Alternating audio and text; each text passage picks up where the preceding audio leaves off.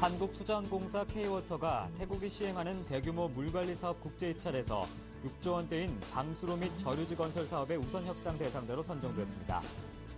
이동통신사들은 8월 중 가입비 40%를 인하하고 2015년까지 단계적으로 폐지하기로 결정했습니다.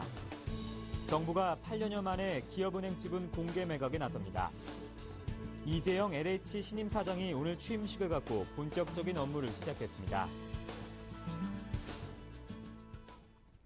시청자 여러분 안녕하십니까? 센 경제 현장의 강동석입니다. 오늘 코스피 지수는 개인과 기관의 매수세에 닷새 만에 반등에 성공했습니다. 자세한 소식을 서울경제신문 강광우 기자 연결해 보겠습니다. 안녕하십니까? 네, 안녕하십니까? 네, 자세한 마감 시황 정리해 주시죠. 네, 코스피 지수가 개인과 기관의 저가 매수에 힘입어 5거래일 만에 상승세로 전환했습니다. 오늘 코스피 지수는 전 거래일보다 8.85포인트 오른 1932.7포인트의 장을 마감했습니다. 외국인이 글로벌 양적 완화 정책 축소 우려와 삼성전자의 실적 감소 전망에 대거 매도세를 보였지만 개인과 기관이 저가 매수에 나서며 지수 상승을 이끌었습니다. 외국인은 이날 3,295억 원어치를 순매도했지만 개인과 기관이 순매수에 나서며 지수를 끌어올렸습니다. 업종별로는 섬유유복, 운송장비, 철강, 금속 등이 하락했지만 전기가스업, 의료정밀, 의약품 등이 상승했습니다. 시가총액 상위 종목 가운데는 삼성전자, 현대차, 포스코 등이 하락했고 삼성생명, 신한지주, 한국전력 등이 상승했습니다. 한편 SK하이닉스가 모바일 D램 개발 모멘텀에 힘입어 4.98% 상승했고 금호전기가 전력난으로 인해 LED 조명 수요가 늘 것이라는 전망에 6.17% 오르기도 했습니다. 네, 지난주 큰 폭으로 떨어졌던 삼성전자의 하락세가 다소 진정된 것으로 보여지는데 전문가들 삼성전자의 전망 어떻게 보고 있습니까? 네, 지난 7일 JP모건의 갤럭시 S4 판매 둔화 보고서 하나에 6% 넘게 빠졌던 삼성전자 주가가 개인 투자자들의 공격적인 매수와 증권사의 지원 사격에 힘입어 소폭 하락세로 진정됐습니다. 오늘 유가증권 시장에서 삼성전자는 장 초반 강력한 매수세 속에 전 거래일 대비 1.12%까지 올랐지만 오후 들어 외국인이 집중 매도에 나서자 하락 반전에 0.14% 떨어진 142만 5천 원의 거래를 마쳤습니다. 외국인은 이달 들어 총 8,652억 원어치의 삼성전자 주식을 순매도했지만 개인은 7,148억 원, 기관은 1,281억 원어치를 순매수했습니다. 외국인은 삼성전자의 주가 수준이 불안하다고 느끼고 팔고 있지만 기관 투자가들과 개인은 오히려 국내 대표 기업인 삼성전자의 낮은 주가가 투자 기회라고 판단하는 모습입니다.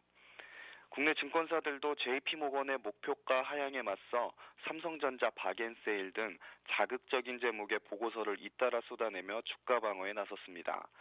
대부분의 증권사들은 갤럭시 S4의 판매 부진을 논하기에는 너무 성급하다면서 JP모건의 논리를 정면 반박하고 목표 주가도 그대로 유지했습니다. 김영찬 신한금융투자연구원은 갤럭시 S3는 지난해 4월 판매를 시작해 연말까지 4천만 대가 팔렸지만 갤럭시 S4는 낮아진 기대치를 감안해도 7천만 대에 근접할 것이라며 갤럭시 S4는 판매된 지 1개월에 불과하고 여전히 성장세를 이어가고 있다고 말했습니다. 그는 이어 2, 4분기 들어 반도체 등 부품 사업부 실적도 개선되고 있어 보수적으로 봐도 11조 원에 근접하는 영업이익을 기록할 것이라고 덧붙였습니다. IBK투자증권은 과거 삼성전자 주가가 급락했던 사례를 분석하며 JP모건의 분석을 조목조목 반박하기도 했습니다. IBK투자증권에 따르면 최근 10년간 삼성전자 주가가 코스피 지수 대비 4%가량 하락한 경우는 총 5번입니다. 이 중 3번은 실적 발표에 따른 것이었고 나머지는 구글의 모토로라 인수, 애플의 10억 5천만 달러 배상 판결이 나왔을 때였습니다. IBK투자증권 연구원은 삼성전자 주가 급락은 항상 명확한 이유를 동반했다며 이번처럼 불확실한 증거에 의해 삼성전자의 주가가 시장 대비 4% 이상 하락한 것은 매우 이례적인 상황이라고 말했습니다. 정부가 자전거 도로를 확대하겠다고 발표하면서 자전거주 신고가가 랠리가 이어가고 있다고요? 네, 정부가 자전거 도로를 확대하겠다고 발표하면서 자전거주들의 주가가 무섭게 치솟고 있습니다. 전문가들은 여가 수요가 늘어나는 데 따른 자전거 판매량 증가가 이번 정책 발표로 가속화될 것으로 전망하고 있습니다. 참 좋은 레저는 코스닥 시장에서 전거래일보다 12.19% 오른 19,500원의 거래를 마쳐 오늘 나흘 연속 상승했습니다. 참 좋은 레저의 주가가 10,000원을 넘어선 것은 오늘이 처음입니다. 삼천리 자전거도 전거래일보다 1.34% 오른 18,900원의 거래를 마쳐 이틀 연속 상승했습니다. 특히 장중 2450원까지 오르며 52주 신고가 기록 행진을 이어갔습니다. 알톤 스포츠도 4.63% 오르며 이틀 연속 올랐습니다. 자전거주들의 동반 강세는 정부의 자전거 도로 확대 정책에 따른 기대감 때문으로 풀이됩니다. 국토교통부는 지난 6일 2013년 비동력 무탄소 교통수단 활성화 시행 계획을 발표했습니다. 계획에 따르면 국토부는 올해 약 3,400억 원을 투입해 보행로 1,400곳을 정비하고 140여 개의 자전거 도로를 새로 만들 계획입니다. 전문가들은 정부의 자전거 도로 건설로 늘어나는 여가 수요가 자전거로 쏠려 자전거 판매량 증가세가 가속화될 것으로 전망했습니다. 이에 따라 국내 시장 점유율이 높은 삼천리 자전거와 자회사 참 좋은 레저가 직접적인 수혜를 받을 것이라는 분석입니다. 네, 증시 관련 소식 강광우 기자였습니다. 고맙습니다. 네, 감사합니다.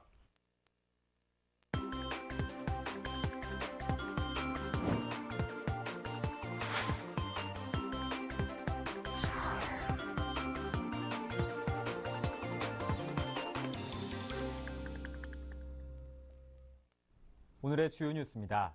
한국수자원공사 K-워터가 태국이 시행하는 대규모 물관리 사업 국제 입찰에서 6조 원대인 방수로 및 저류지 건설 사업의 우선 협상 대상자로 선정됐습니다. 태국 정부는 오늘 총 3천억 바트, 우리 돈 약 11조 5천억 원에 이르는 물관리 사업 국제 입찰에서 한국의 K-워터 등 4개 국내외 업체를 우선 협상 대상자로 선정했습니다. K-워터는 태국이 국제 입찰에 붙인 9개 물관리 사업 중 방수로 사업과 저류지 조성 사업 등 2개 부문에서 우선 협상 대상자로 선정됐습니다. 태국 정부는 우선 협상 대상자로 선정된 기업들과 앞으로 2, 3일 동안 가격 및 사업 조건에 대해 개별 협상을 벌일 예정입니다. K-워터는 해외 수자원 관리 사업 진출 차원에서 현대건설과 GS건설, 대우건설 등 대표적인 한국의 건설사들과 함께 입찰에 참여 중이며 최종 낙찰자 선정은 오늘 18일로 예정돼 있습니다. 이동통신사들은 8월 중에 가입비를 40% 인하하고 2015년까지 단계적으로 폐지하기로 결정했습니다. 최문기 미래창조과학부 장관은 오늘 서울 중구 웨스틴 조선호텔에서 하성민 SK텔레콤 사장과 이석채 KT 회장, 이상철 LG유플러스 부회장을 만나 이동통신 산업 발전 방향을 논의했습니다. 현 정부의 대표 공약 중 하나인 가입비 폐지와 관련해 이통 3사는 오는 8월 중 이동전화 가입비를 40% 인하하고 2015년까지 단계적으로 폐지하기로 합의했습니다. 최 장관은 또 통신 3사의 1분기 마케팅 빗줄이 지난해에 비해 최고 50%까지 늘어난 것에 대해 우려를 표명하고 마케팅 비용을 네트워크 고도화와 기술 개발 등에 투자해 줄 것을 요청했습니다. 정부가 8년여 만에 기업은행 지분 공개 매각에 나섭니다. 금융권에 따르면 기업은행과 기획재정부는 오늘부터 닷새간 미국 뉴욕과 영국 런던, 홍콩에서 투자 설명회 IR을 개최합니다. 이번 IR은 정부가 기업은행 지분을 사들일 투자자를 모색하는 자리로 기획재정부 국장급 관계자도 동행하는 것으로 알려졌습니다. 현재 정부는 기업은행 지분 65.1%를 보유한 최대 주주이며 나머지는 정책금융공사와 수출입은행 등이 보유하고 있습니다. 정부는 주주권 행사에 필요한 지분 50%를 제외한 나머지 15.1% 지분을 최대한 이른 시일 내에 적정 가격으로 대량 매매할 방침입니다. 이재현 한국토지주택공사 신임 사장이 오늘 취임식을 갖고 본격적인 업무를 시작했습니다. 이 사장은 경기 성남시 분당구 LH 본사에서 가진 취임식에서 주택부문 공기업으로서 주거복지 실현을 위해 최선의 노력을 다할 것이라면서 정부가 추진하고 있는 행복주택 사업 등 LH 본연의 역할에 최선을 다할 것이라고 말했습니다. 이재영 사장은 또 LH 경영 정상화를 위해 노력하고 조직 내 갈등을 없애는 데도 일조할 것이라고 밝혔습니다. 이 사장은 경남 합천 출생으로 고려대 행정학과를 졸업하고 행정고시 23회로 공직에 입문했습니다. 이후 건설교통부 토지국장과 국토균형발전본부장, 경기도시공사 사장 등을 역임한 국토, 주택, 도시 분야의 전문가입니다. 에스텍스 페노션의 법정 관리가 개시되면 에스텍스 페노션에 대출을 한 대형 금융사의 손실이 약 2,500억 원에 달할 것으로 집계됐습니다. 하이투자증권에 따르면 에스텍스 페노션에 대한 은행권의 위험 노출의 합계는 약 5천억 원으로 이 중 산업은행이 2,450억 원으로 가장 많았고 우리은행은 약 870억 원, 농협, 하나은행 순이었습니다. 법정관리 개시와 함께 이들 금융사가 적립해야 할 대손 충당금은 2,490억 원 규모로 추정됩니다. 한편 에스텍스 그룹 계열사들의 만기 도래 회사채 규모가 2조 8천억 원이 넘는 것으로 나타났습니다. 미국이 출구 전략을 모색할 것이란 전망이 나오면서 신흥국 채권과 주식에 투자하는 펀드에서 자금이 빠져나가는 등 전 세계 투자 자금의 이동이 시작됐습니다. 펀드 리서치 업체 EPFR에 따르면 5월 30일부터 6월 5일까지 일주일간 선진국 채권형 펀드에서 110억 달러가 빠져나가 주간 단위로 사상 최대 규모의 자금 유출을 기록했습니다. 특히 미국 채권형 펀드에서 약 90억 달러가 빠져나갔습니다. 채권형에서 미국의 자금 유출은 올해 들어 처음입니다. 신흥국 채권형 펀드에서는 약 10억 달러가 빠져나가 작년 6월 이후 약 1년 만에 순유출을 기록했습니다. 네, 남북이 오는 10일부터 13일 서울에서 남북 당국 회담을 열기로 합의했습니다. 자세한 소식을 서울경제신문 권경원 기자 연결해 보겠습니다. 안녕하십니까?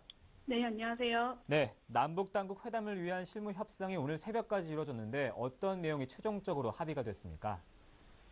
네, 어제 오전부터 판문점에서 시작된 남북 실무 접촉은 한 차례의 전체 회의와 8차례의 수석 대표 접촉을 가지며 오늘 새벽까지 이어졌습니다. 이에 따라 남북은 12일부터 1박 2일간 남북 당국 회담을 열기로 최종 합의했습니다. 회담 명칭은 남북 장관급 회담이 아닌 남북 당국 회담으로 부르기로 했으며 북측 대표단은 경의선 육로를 통해 방문하기로 했습니다. 회담 의제론 개성공단 정상화와 금강산 관광재개, 이산가족 상봉 문제 등이 포함했습니다. 하지만 6.15 및 7.4 남북 공동선언의 공동기념 문제 등에 이견을 보이면서 결국 남북이 각기 다른 발표문을 발표하게 됐습니다. 대표단 구성과 관련해서도 남측은 남북 문제를 책임지고 협의, 해결할 수 있는 당국자라고 표현한 반면 북측은 상급 당국자라는 다소 모호한 편으로 의견을 보였습니다. 네, 그렇다면 막판까지 합의하지 못한 6.15 공동선언 기념 행사와 또 대표단 구성은 어떤 이견을 보였습니까? 먼저 6.15 남북 공동선언의 공동기념 행사 개최의 경우 북한이 지속적으로 주장하고 있지만 우리 측에선 부정적인 입장입니다. 북한은 지난 6일 자신들의 대화 제의가 6.15 공동선언 13주년을 계기로 나왔다는 점을 강조하면서 공동행사를 의제화할 것을 요구했습니다. 하지만 정부는 북한이 개성공단 관련 실무회담에 응하지 않으면서 우리 측 민간단체를 상대로 6.15 공동행사 개최에만 전념한 것에 대해 정치적 색깔이 짙다고 보고 이번 회담 의제로 받아들일 수 없다는 입장을 보이고 있습니다. 대표단 구성과 관련해선 정부는 6일째 통일부 장관과 김양건 노동당 통일전선부장이 각각 수석대표로 나서야 한다는 입장입니다. 김양건 부장의 경우 대남 정책을 총괄하는 인물로 그동안 남북회담엔 단 한 번도 대표로 나선 적이 없었습니다. 이를 위해 회담 명칭도 당초 남북 장관급 회담에서 남북 당국 회담으로 변경했지만 북한에선 받아들일 수 없다는 입장을 고수하고 있습니다. 이에 따라 김양건 부장이 회담 수석대표로 나올 가능성은 이번에도 불투명할 것으로 보입니다. 북한이 회담 의제로 6.15 공동선언 기념 행사를 끝까지 고집하는 배경이 궁금한데 어떤 이유가 있습니까? 네, 북한이 6.15 공동선언의 공동기념행사를 마지막까지 주장한 이유는 이 회담이 김정일 국방위원장이 생전 남북관계 발전을 이바지한 역사적인 업적이라고 평가하기 때문입니다. 6.15 공동선언은 김 위원장이 지난 2000년 남북 정상회담을 진행한 뒤 그 결과물로 나온 것이기 때문에 김정은 국방위원회 제1위원장으로선 선대의 유운을 이어받는다는 측면에서 의제화를 주장하고 있는 것으로 보입니다. 또 대북 문제에 있어서 미국과 중국 등의 주변 국가의 공조를 중시하는 우리 정부에 비해 북한은 6.15 공동선언 1항에 있는 우리 민족끼리를 강조하고 있어 우리 정부의 대북정책 기조 전환을 촉구하려는 정치적 의도도 포함된 것으로 보입니다. 네, 10일 북한 대표단이 서울에 온다면 박근혜 대통령을 만날지 관심이 쏠리는데 가능성이 열려 있습니까? 지금까지 선례로 미뤄봤을 때 북한 대표단이 박근혜 대통령을 만나게 될 가능성을 배제할 수는 없습니다. 김대중, 노무현 전 대통령 시절 남북 장관급 회담이 열릴 경우 북한 대표단은 청와대를 방문해 왔습니다. 이명박 정부 때도 지난 2009년 8월 김대중 전 대통령 서거 당시 북한 조문사절단이 청와대에서 이명박 당시 대통령을 만난 바 있습니다. 특히 북한 측 수석대표가 김양건 통일전선부장이 된다면 박 대통령과의 면담이 거의 확실할 것으로 전망됩니다. 이 경우 김양건 부장은 김정은 국방위원회 제1위원장의 메시지를 전달하고 박 대통령의 답변을 받을 것으로 보입니다. 네, 정치부 권경원 기자였습니다. 고맙습니다. 네, 고맙습니다.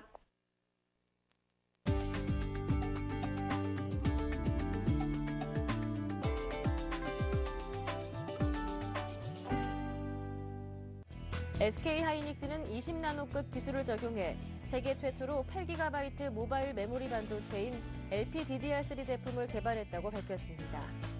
이 제품은 고용량, 초고속, 저전력 특성을 갖춘 최고 성능의 모바일 메모리 솔루션이라는 게 SK하이닉스의 설명입니다. 속도 측면에서도 기존 LPDDR3의 데이터 전송 속도를 능가해 모바일 제품 중 최고 속도입니다. 삼성전자는 지난해에 이어 올해 여름에도 임직원들이 재킷 없는 깃이 달린 반팔 티셔츠를 입을 수 있도록 허용하기로 했습니다. 넥타이를 매지 않은 정장 차림이나 콤비 정장 등 비즈니스 캐주얼이 삼성전자의 기본 복장으로 규정돼 있지만 직원들이 시원하게 일할 수 있도록 9월 말까지 바뀐 복장 규정을 적용하기로 했습니다. 이와 함께 삼성전자는 사무실 실내 온도를 26도씨 이상으로 관리하고 퇴근할 때 프린터, 복사기 전원을 끄는 일을 습관하는 등 간단한 에너지 절감 방안 등을 사내 홍보로 널리 알릴 방침입니다. 국민 메신저로 불리는 모바일 메시징 서비스 카카오톡이 출시 3년 만에 사용자가 1억 명을 넘을 것으로 전망됩니다. 업계에 따르면 카카오톡 사용자는 지난 4일 현재 9,500만 명으로 집계됐습니다. 2010년 3월 출시된 카카오톡은 같은 해 9월 사용자가 100만 명을 넘으며 급증했습니다. 카카오톡 관계자는 최근 가입자 증가 추세 등을 볼 때 이르면 이달 안에 1억 명을 돌파할 수 있을 전망이라고 말했습니다. 전력난이 심화되면서 전기를 많이 쓰는 대형 빌딩의 에너지 관리에 진출하는 대기업이 늘고 있습니다.